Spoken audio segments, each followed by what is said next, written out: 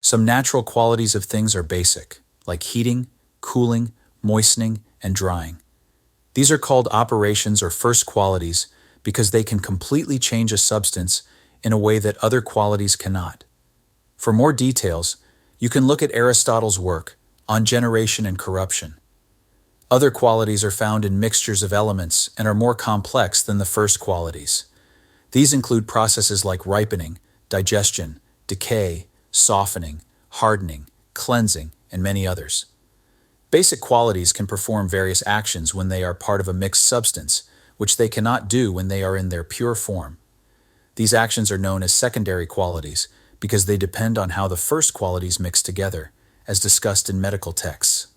For example, ripening is caused by natural heat acting on a substance in a specific way. Hardening and freezing are effects of cold, and this applies to other qualities as well. Sometimes these qualities affect specific parts of the body, leading to things like producing urine, milk, or menstrual blood.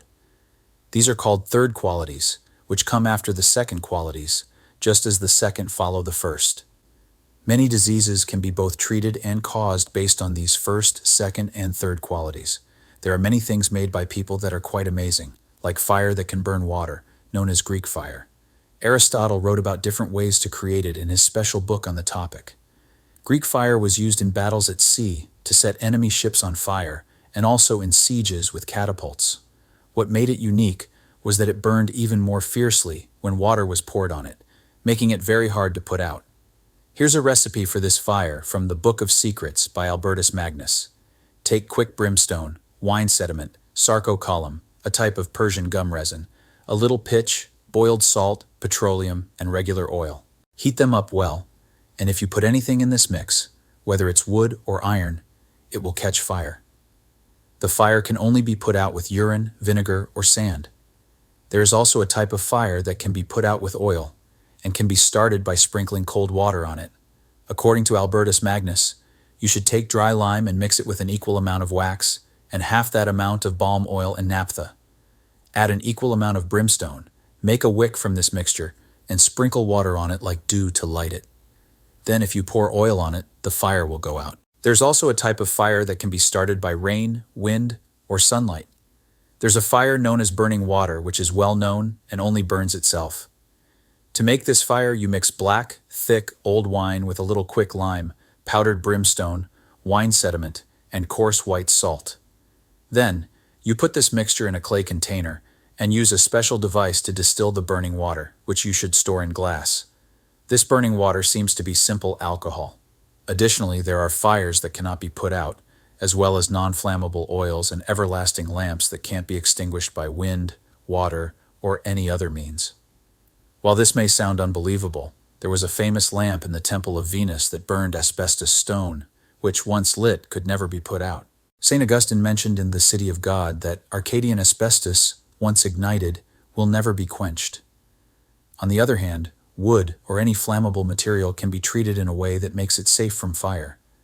There are certain mixtures that, when applied to the skin, allow us to carry red-hot iron or put our hands in melted metal without getting hurt. People can even walk into a fire safely if they are anointed with these mixtures first. Albertus Magnus describes a remarkable method that lets people go into fire without being harmed or hold red-hot iron safely. To make this mixture, you need the juice of hollyhock, egg whites, seeds from a plant called psyllium, and a herb called pulicaria, which should be powdered.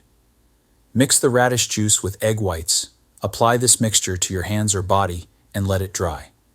Then apply it again. After doing this, you can safely endure fire without being hurt. There is a type of flax that Pliny called asbestum, which does not burn in fire.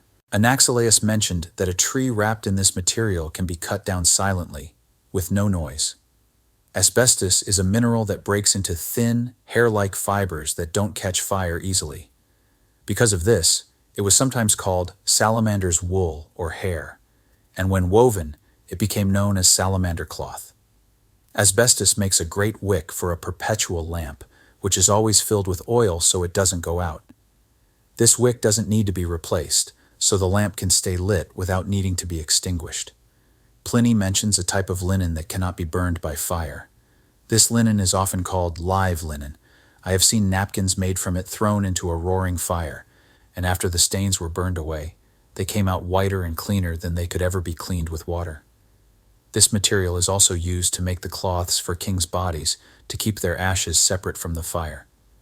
This linen grows in the deserts of India, where the sun is very strong and it rarely rains. It can survive in these harsh conditions, even among many dangerous snakes, and it is resistant to fire.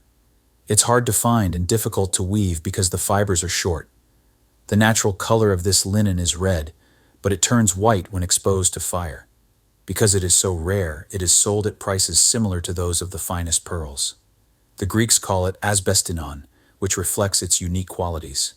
Anaxilaus stated that if a tree is wrapped in this linen, the sound of an axe cutting it down will be muffled, making the chopping noise barely heard. For these reasons, this linen is considered one of the best kinds in existence.